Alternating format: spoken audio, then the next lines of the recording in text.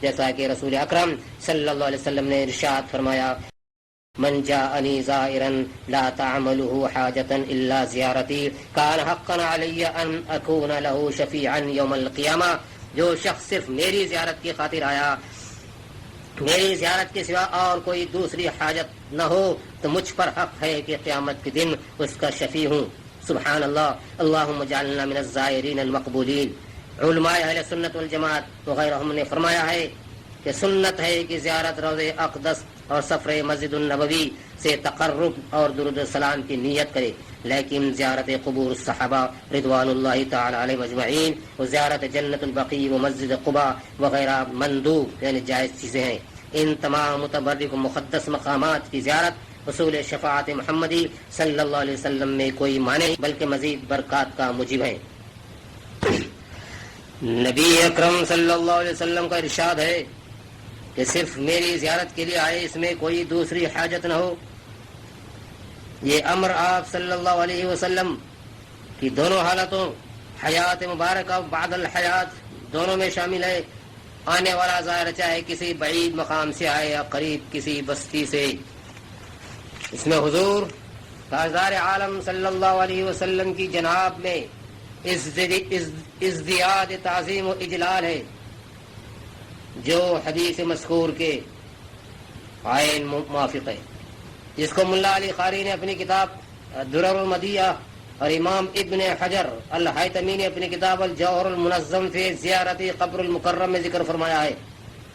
اس زیارت کے عظیم فوائد سے یہ بھی شرف ملتا ہے کہ جب ظاہر پر حضور اکرم صلی اللہ علیہ وسلم اس کے درود کا جواب عطا فرماتے ہیں، اس کے درود و سلام کو حقیقی طور پر سماعت فرماتے ہیں، جو بغیر کسی واسطے کے ہوتا ہے، برخلاف اس کے دور سے درود پڑھنے والے کا درود فرشتوں کے توسط پہنچتا ہے، جیسا کہ حدیث کثیرہ میں وارد ہے۔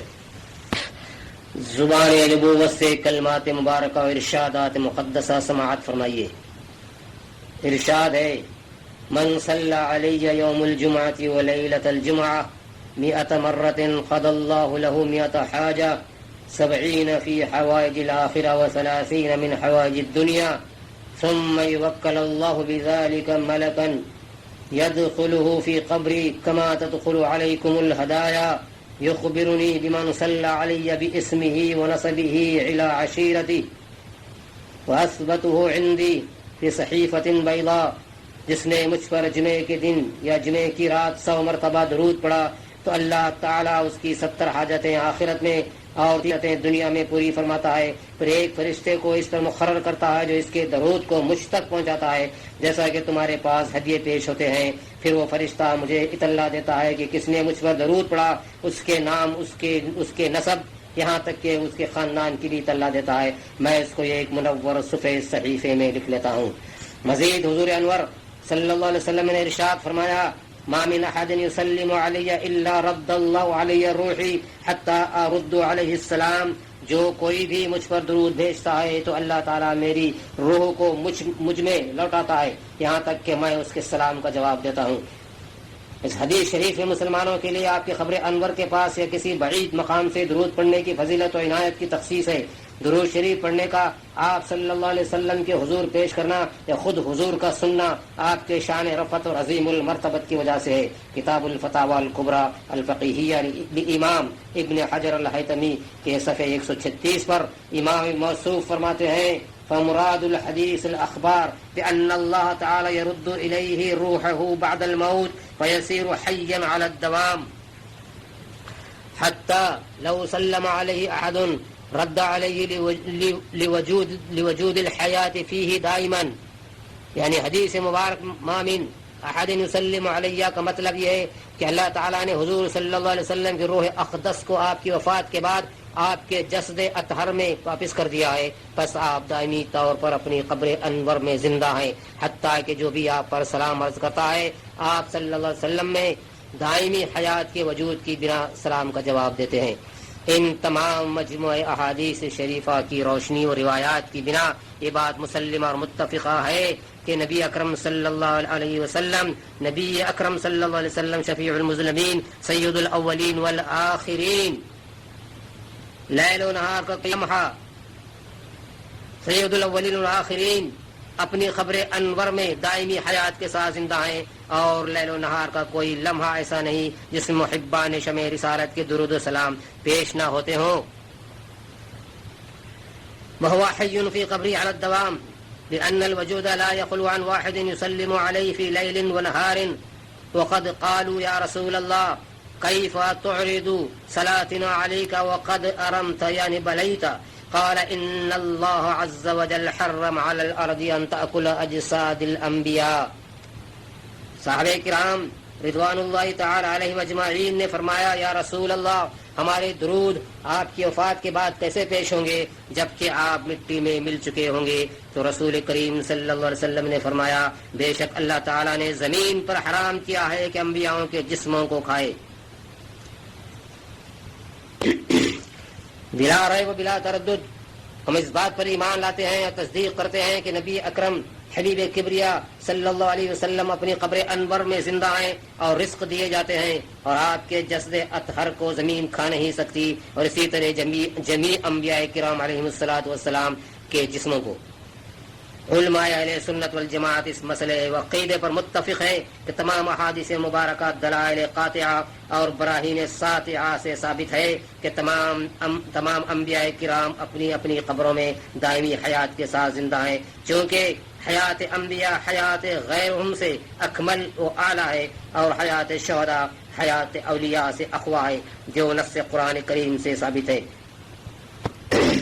علماء اہل سنت والجماعت و حیات انبیاء علیہم الصلوۃ والسلام کے معتقد ہیں، آپ کی موت فقط عام لوگوں کی نگاہوں سے مستور ہو جانا ہے، حیات نبوی صلی اللہ علیہ وسلم دائمی ہے، اور حیات مومنین عرض زائل ہو سکتی ہے۔ مزید یہ کہ تعلقات حیات انبیاء علیہم الصلوۃ والسلام ان کے وصال کے بعد بھی منقطع نہیں ہوتے۔ یہی وجہ ہے کہ ازواج نبوی اور اموال نبوی صلی اللہ علیہ وسلم بدستور آپ کے نکاح آپ ہی کی ملک میں واقع ہیں۔ رسول اکرم صلی اللہ علیہ وسلم کے حیات دنیاوی اب تک علی الاتصال برابر مستمر ہے، اس میں انقطاع تبدل و تغیر واقع نہیں ہوا۔ بسم اللہ الرحمن الرحیم۔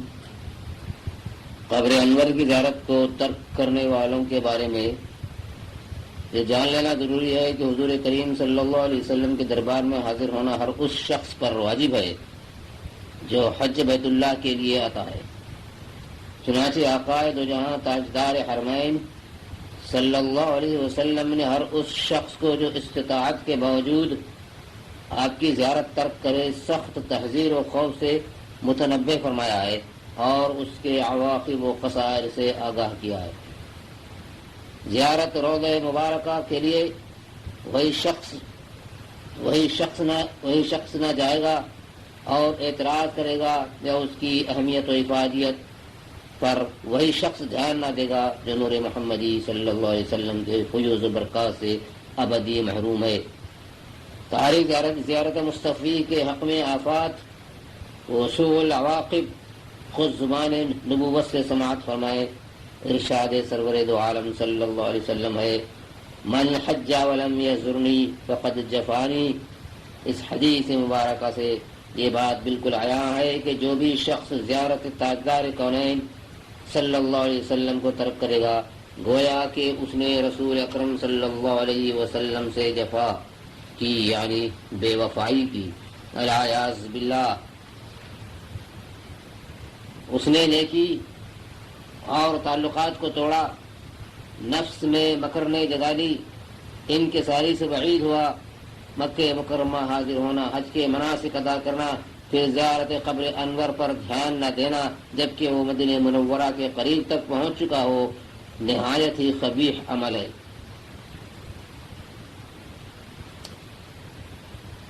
ظاہر مدینہ المنورہ پر واجب ہے کہ غایت ندامت میں ڈوب کر مکمل احتیاط و خوف سے سفر اختیار کرے، اپنے قول و فعل اور نیت سے کبھی بھی یہ ظاہر نہ ہو کہ وہ دوبارہ رسول مقبول صلوات اللہ وسلم علیہ کی جناب میں حاضر نہ ہوگا۔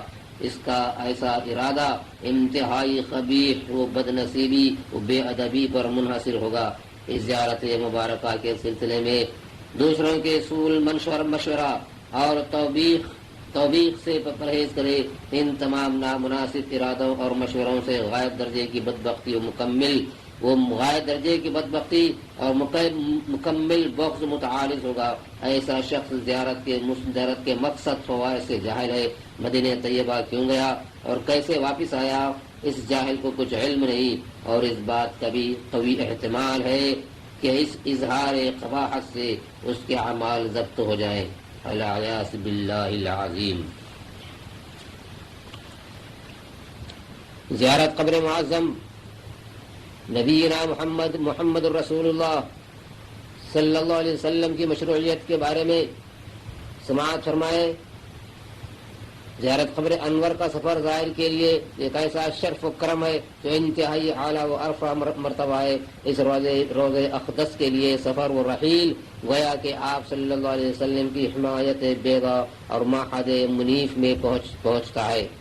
اللہ تبارک و تعالی ہم سب کو حضور رحمت للعالمین صلی اللہ علیہ وسلم کی اطاعت و فرما برداری اور اس نبی اکرم صلی اللہ علیہ وسلم کی خصوصیات کا فہم و ادراک عطا فرمائے، آمین۔ فلاح و مقاصد اور فائز المرامی کی بلندیوں تک رسائی اور ہر عبادت کی مقبولیت و کامیابی کا راز اس میں پوشیدہ ہے کہ ہر مسلمان اس یقین کا معتقد ہو کہ زیارت روضہ پاک ایسی مکرم و مشرف طاعت ہے جو اس کے عامل کو رب الارباب کے منزل تقرب تک لے جاتی ہے۔ لازم ہے کہ حصول فلاح و انوار و تجلیات محمدی کی خاطر کوئی تردد و شک دل میں نہ لائے۔ بے شک زیارت حبیب رب العالمین اعظم القربات و افضل الطاعات ہے، جس سے تقرب الہی و زلفى عند اللہ سے مشرف ہوگا۔ پس زیارت نبی مکرم صلوات اللہ وسلام علیہ کی مشروعیت کتاب و سنت و اجماع امت و قیاس سے متفقہ ہے۔ اللہ تبارک و تعالیٰ کا قول ہے وَلَوْ أَنَّهُمْ إِذْ ظَلَمُوا أَنفُسَهُمْ جَاءُوكَ فَاسْتَغْفَرُوا اللَّهَ وَاسْتَغْفَرَ لَهُمُ الرَّسُولُ لَوَجَدُوا اللَّهَ تَوَّابًا رَحِيمًا۔ صدق اللہ العظیم۔ اور اگر وہ اپنے نفسوں پر ظلم کریں اور اے محبوب تمہارے حضور حاضر ہوں، پھر اللہ سے معافی چاہیں اور رسول ان کی شفاعت فرما دیں تو ضرور اللہ کو بہت توبہ قبول کرنے والا مہربان پائیں گے۔ یہ آیت کریمہ دلالت کرتی ہے کہ امت محمدی سرور عالم تاجدار مدینہ کے حضور حاضر ہونے میں عجلت کریں، امت کا استغفار دربار مصطفی میں اور امت کے لیے رسول اکرم صلی اللہ علیہ وسلم کا استغفار دربار خداوندی میں، یہ چیز آپ کے وصال کے بعد بھی جاری رہے گی، منقطع نہ ہوگی۔ اور یہی آیت کریمہ امت مرحومہ کے وجدان انسانی کو اجاگر کرتی ہے کہ اللہ تبارک و تعالی تواب الرحیمہ بہت توبہ قبول کرنے والا مہربان ہے، جبکہ گناہ گار روضہ اقدس پر پورے خلوص و یقین کے ساتھ آئے، اللہ تعالیٰ سے اپنی خطاؤں کی معافی کی بھیک مانگے اور رسول بھی ان کی سفارش فرمائے۔ لفظ ظلموں سے یہ بات واضح ہے کہ کسی طرح کا مجرم ہو، فاسق ہو کہ فاجر، گناہ گار و سیاکار ہو کہ کوئی ہو، اگر صدق دل سے حضور کونین صلی اللہ علیہ وسلم کی بارگاہ میں آ کر توبہ کرے تو رحمت الہی دستگیری کرے گی۔ حبیب رب العالمین شفیع المذنبین ہیں، اس سمندر کی مثل پاک و طاہر فرمانے والے ہیں کہ کیسا ہی گندا آدمی اس میں غوطہ لگائے پاک ہو جاتا ہے۔ اور مدینہ انور وہ شفا خانہ ہے کہ کسی بیمار سے یہ نہیں کہا جاتا کہ تیرا علاج ہمارے پاس نہیں، ہر بیمار کو حکم عام ہے چلے آؤ اور منت و سماجت عجز و انکساری کا مجسم آئینہ بن کر اپنی بیماری کا علاج کر لو۔ یہ آیت کریمہ گو کہ ایک معین قوم کے افراد کے تعلق سے نبی اکرم صلی اللہ علیہ وسلم کی حیات طیبہ میں نازل ہوئی ہے، لیکن اس شخص کے لیے استغفار اور عفو و درگزر کا طالب ہو، سب کے لیے اس کا اطلاق عام ہے، آپ صلی اللہ علیہ وسلم کی حیات طیبہ میں اور بعد وصال مبارک بھی۔ اگر ایسا نہ ہوتا تو زمان نبوت بعد وصال شریف آپ کے توسط استغفار کو منع فرماتی۔ اور یہ آیت کریمہ نہ تو ناسخ ہے اور نہ منسوخ، بلکہ آیات محکمات سے علماء و مفسرین فرماتے ہیں کہ قرآن مجید کی آیات منسوخہ 103 ہیں اور آیات الناسخہ 108 ہیں. آیت کریمہ ولو انہم ظلموا آیات محکمات میں سے ہے. ملاحظہ ہو صفحہ 23 کتاب ناسخ القرآن العزیز و منسوخی. اسی بنا علماء کرام نے اس آیت مذکورہ کا اطلاق عموم میں بیان فرمایا ہے اور قبر انور پر ہر آنے والے کے لیے مستحب بتایا ہے کہ جب وہ دربار محمدی صلی اللہ علیہ وسلم میں پہنچے تو یہی آیت پڑھے اور اللہ تبارک و تعالیٰ سے کہ حضور رحمت للعالمین صلی اللہ علیہ وسلم کے وسیلے مغفرت طلب کرے. جیسا کہ دین مصطفی کے مصنفوں نے حکایت العتبی کے ساتھ ساتھ تمام مذاہب کے مناسک میں اس کا ذکر کیا ہے کہ تمام علماء کرام نے ظاہر قبر رسول صلی اللہ علیہ وسلم کے لیے مستحب قرار دیا ہے کہ جو بھی اس مقدس مطہر مقام پر پہنچے اس آیت کریمہ کے مطالبے کے مصداق آداب نبوی صلی اللہ علیہ وسلم کا غایت درجہ لحاظ رکھ کر گناہوں کی بخشش طلب کرے.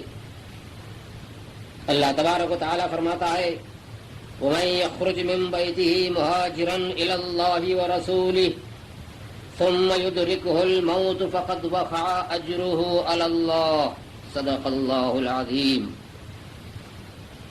جو شخص اپنے گھر سے اللہ اور اس کے رسول کی خاطر ہجرت کرے یعنی سفر کرے پھر اثناء سفر اس کی موت واقع ہو پس اس کا اجر و ثواب اللہ پر ہے. یہ آیت کریمہ دلالت کرتی ہے کہ جب کسی کو بھی ذوق علم کا ادنا سا لگاؤ ہو وہ اس امر کی بلا شک و شبہ تصدیق کرے گا کہ نبی اکرم صلی اللہ علیہ وسلم کی زیارت مبارکہ وصال شریف کے بعد بھی ایسی ہی ہے جیسا کہ عین آپ کی حیات طیبہ میں تھی. پس مفہوم قطعی طور پر آیت مذکورہ میں داخل ہے. زیارت روضہ انور دلائل قرآنیہ سے ثابت ہے. اسی طرح نص الحادیث الکریمہ سے بھی اس کا ثبوت ملاحظہ ہو. زیارت قبر النبی الشریف سنت موقدہ و عاطفہ مقدسہ ہے جو متعدد احادیث مبارکہ کی روشنی میں واضح طور پر ثابت ہے. فلا یکفر الا جاحد. روی ابن خزیمہ فی صحیح عن ابن عمر رضی اللہ تعالی عنہ قال رسول اللہ صلی اللہ علیہ وسلم من زار قبری وجبت له شفاعتی. ابن خزیمہ نے صحیح میں حضرت ابن عمر رضی اللہ تعالیٰ عنہ سے روایت کیا ہے کہ رسول اللہ صلی اللہ علیہ وسلم نے فرمایا جس نے میری قبر کی زیارت کی اس کے لیے میری شفاعت واجب ہوئی.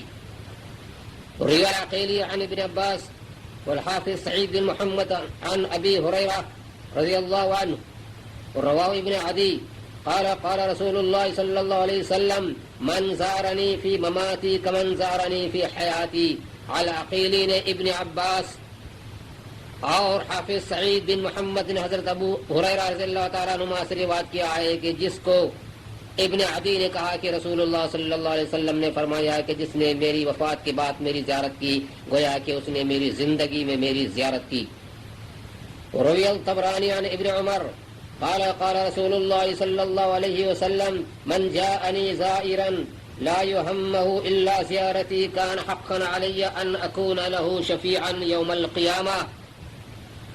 طبرانی نے حضرت ابن عمر رضی اللہ تعالیٰ عنہ سے روایت بیان کی کہ رسول اللہ صلی اللہ علیہ وسلم نے فرمایا کہ جس نے میری ملاقات کے لیے آیا اور میری ملاقات کے سوا کوئی اور قصد نہ ہو تو مجھ پر حق ہے کہ قیامت کے دن میں اس کا شفیع ہو جاؤں.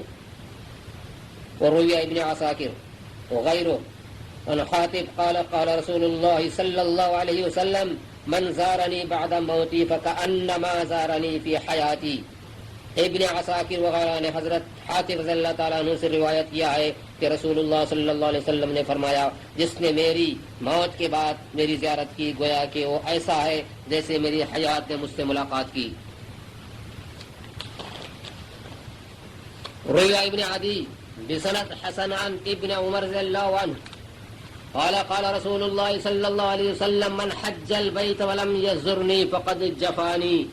ابن عدی نے حسن سند کی ابن عدی نے حسن سند کے ساتھ روایت کی ہے کہ حضرت ابن عمر رضی اللہ تعالیٰ عنہ نے کہا کہ رسول اللہ صلی اللہ علیہ وسلم نے فرمایا جس نے حج بیت اللہ ادا کیا لیکن مجھ سے ملاقات نہیں کرتا پس اس نے مجھ پر جفا کی، یعنی میرے ساتھ بڑی بے مروتی کی، الیاذ باللہ من جفائہ صلی اللہ علیہ وسلم۔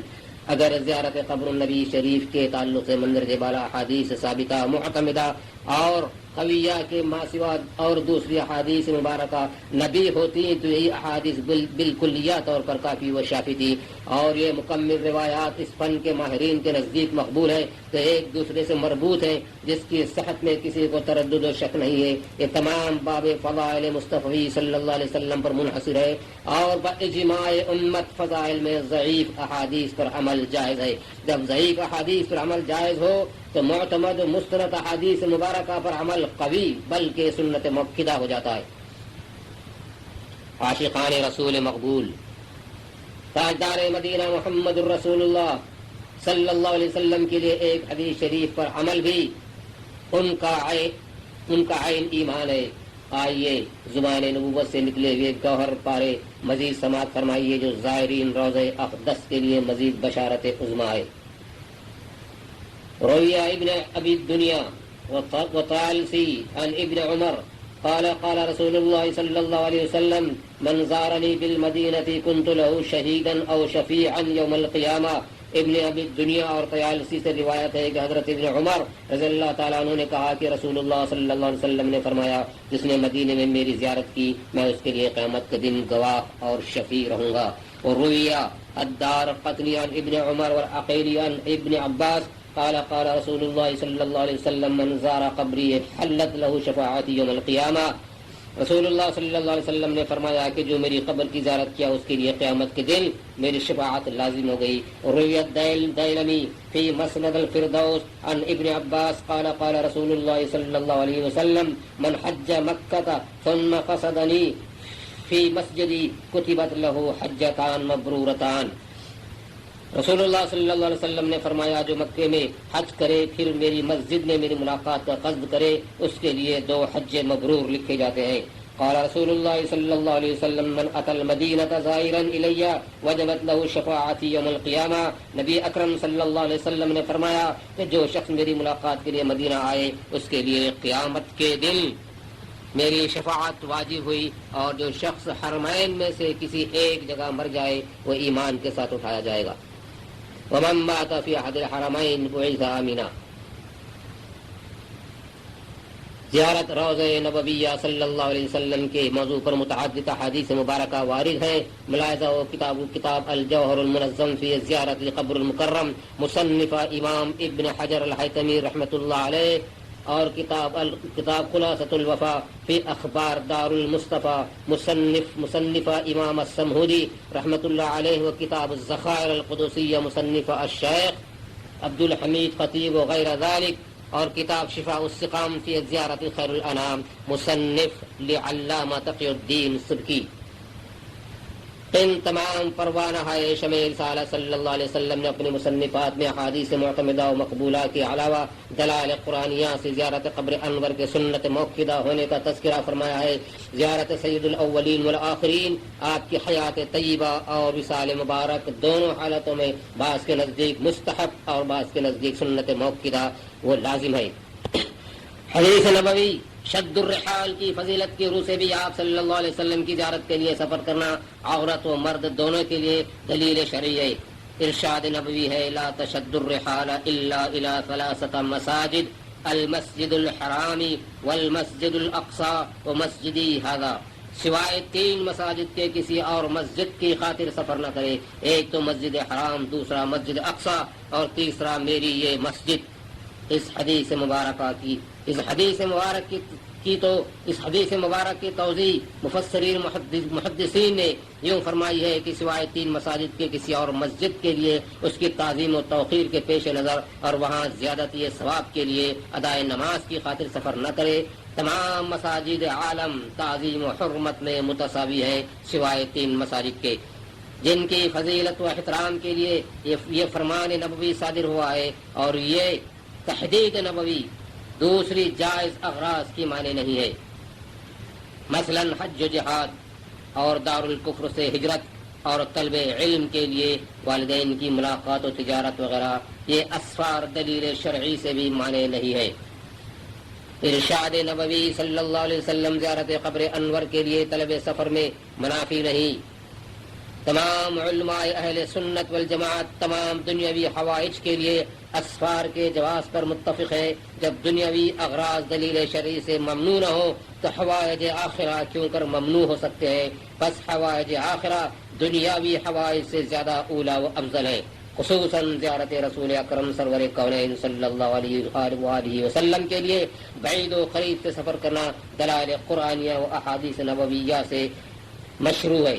اس مسئلے میں وہی شخص شک و تردد کا شکار ہوگا جس کو اس کے نفس سیئہ نے الفت محمدی و صفات مصطفی سے نہ آشنا رکھا ہو۔ ما ینکر فیہ الا من صفی نفسہ، ملاحظہ ہو کتاب الذخائر القدسیہ۔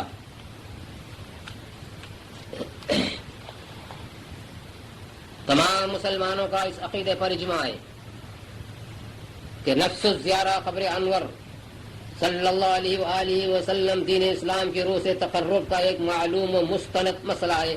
پس جھگڑالو اور ضدی شخص وہی ہے اور اس میں وہی انکار کرے گا۔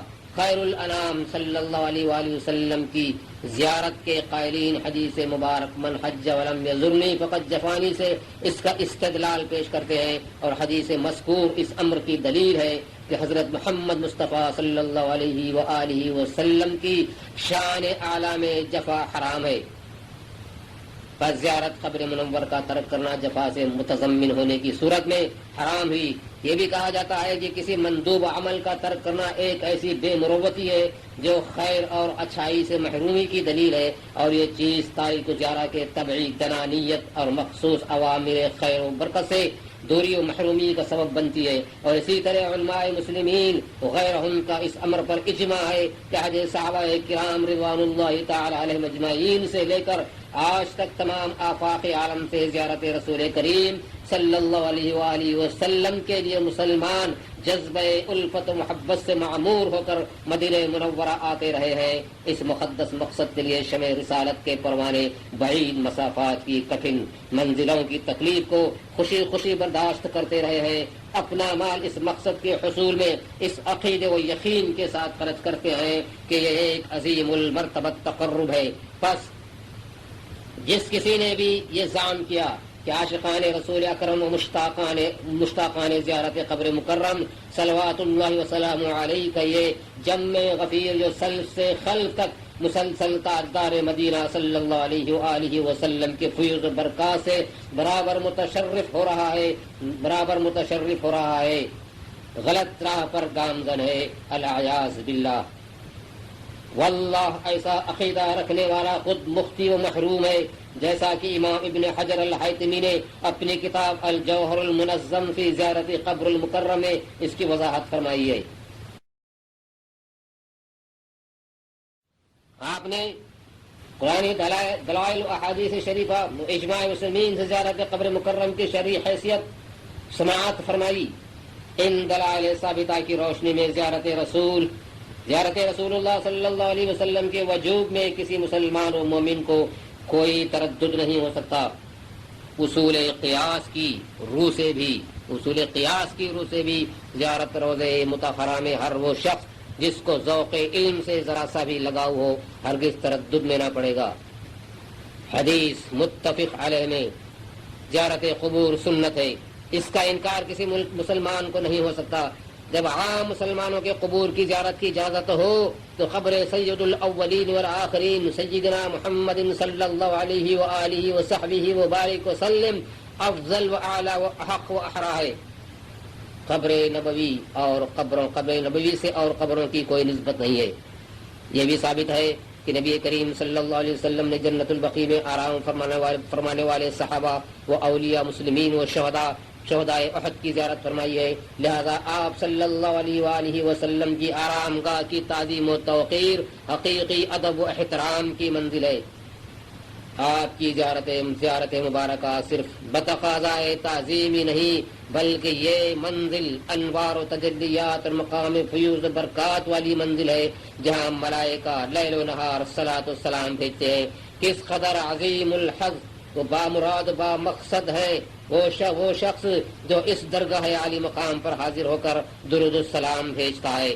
یہ علماء کرام کا قیاس ہے جس پر کسی مسلمان کو انکار نہیں ہو سکتا. صلی اللہ تعالی علی سیدنا و حبیبنا و شفیعنا و مولانا محمد وعلی آلہ و ازواجہ و صحبہ و بارک وسلم.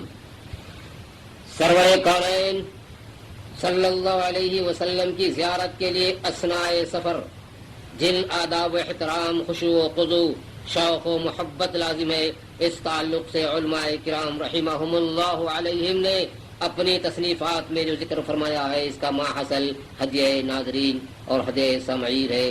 انہ ینبغی لقاصد الزیارہ سید الاولین سید الاوائل والأواخر الکافلہ بکل خیر باطن و ظاہر. یعنی جو شخص زیارت سید الاولین والآخرین جو تمام باطنی و ظاہری خیر و برکت کی ضامن ہے کا قصد کرے، اس پر ضروری ہے کہ سفر کے دوران اپنے آپ کو ایسا محسوس کرے کہ وہ رسول اللہ صلی اللہ علیہ وسلم کے روبرو کھڑا ہے اور آپ اس کو دیکھ رہے ہیں، اس کی ہر حرکت سے واقف ہے. اپنی مقدور بھر جد و جہد و کوشش حضور انور صلی اللہ علیہ وسلم کی عظمت ذی شان کے اہتمام کے لائق صرف کرے. اپنے معمورہ اذکار و ادعیہ کو برابر جاری رکھے، منہیات سے اجتناب کرے. اپنی فرائض نمازوں کے علاوہ نفل و مستحبات کا بھی خاص خیال رکھے. توبہ و استغفار کا ورد زبان پر جاری رہے. اپنے سجدوں میں تسبیح کی کثرت کرے. تواضع و خشوع، ذلت و انکساری کا مجسم نمونہ بنا رہے. اپنے صغیرہ و کبیرہ گناہوں سے اللہ جل و علا کے حضور استغفار کرے. بندوں کے اعمال صبح و شام اللہ تبارک و تعالیٰ کے حضور پیش ہوتے ہیں اور ہر پیر و جمعرات کو سب شفیع المذنبین رسول رب العالمین صلی اللہ علیہ وسلم کے حضور پیش ہوتے ہیں. جس قدر ظاہر آپ کی عظمت و توقیر کا خیال رکھے گا، اس کے بلندی درجات اور حصول فیوز و برکات کا موجب ہوگا. بدبخت و محروم ہیں وہ لوگ جو زیارت تاجدار مدینہ کی اہمیت و حقیقت پر دھیان نہیں دیتے، بلکہ دوسرے مخلص مسلمانوں کو بھی اس نعمت عظمیٰ سے روکنے کی کوشش کرتے ہیں. وفقنا اللہ تعالی لمرضاته وأعاذنا شر عقوباته ومن علينا بالتوبة النصوح ومنحنا القبول والفتوح آمین یا رب العالمین. سفر مدینۃ الرسول صلی اللہ علیہ وسلم کے دوران درود السلام کی کثرت کرے. تمام اسباب ریا سے اجتناب کرے. زیارت خیر الانام صلی اللہ علیہ وسلم کے شوق و جذبے میں لیل و نہار محو رہے. زبان اور ہاتھ سے کسی کو ایذا نہ پہنچائے. اس سفر کے دوران جتنی مساجد و آثار جو رسول اللہ صلی اللہ علیہ وسلم سے ذرا بھی نسبت رکھتے ہیں وہاں زیارت و نماز کا ارادہ کرے. جیسا کہ مسجد تنعیم، مسجد عائشہ رضی اللہ تعالی عنہ، مسجد الفتح و مسجد خلیج و مسجد بدر و مسجد النصر، اسی طرح بدر کے شہداء و صالحین کی زیارت کرے. ان کے لیے ایصال ثواب کرے. ان پاک ارواحوں کے توسل اپنی مغفرت طلب کرے. جب زائر حرم المدینے سے قریب ہوتا ہے تو وہاں کے بلند و بالا اور پر رحمت مناظر و منازل پر اس کی نظر شوق پڑتی ہے تو اس کے خشوع و خضوع میں ازدیاد پیدا ہوتا ہے. تہنیت اور بلوغ المرامی کی بشارت دی جاتی ہے. جو عظمت محمدیہ کے حضور کمال ادب و احترام غایت شوق و اشتیاق کے ساتھ آگے بڑھتا جاتا ہے. درود و سلام کی تکرار میں بے تابانہ اضافہ ہوتا جاتا ہے.